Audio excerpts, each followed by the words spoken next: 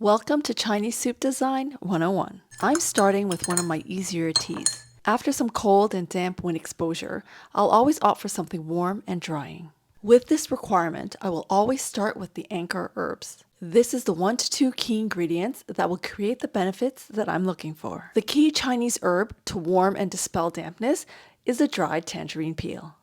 Known for its potency, this warming powerhouse ingredient dries dampness and removes phlegm from the lungs and chest.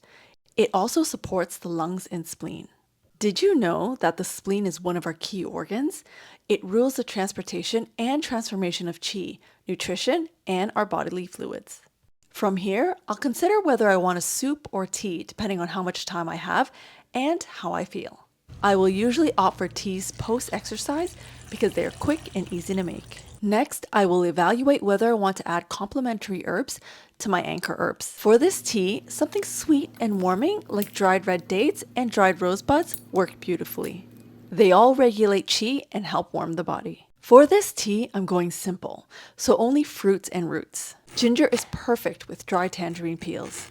Ginger is also usually an anchor herb for me because of its potent characteristics to warm the body and stimulate qi and circulation. Perfect post-cold weather. Next is to consider any complementary fruits or roots considering it's a tea. And then apples. Apples are neutral and also build qi, providing antioxidant and anti-inflammatory benefits. The flavors blend nicely as well.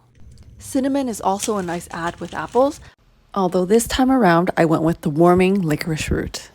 And finally, considering taste, you can add a touch of additional sweetness.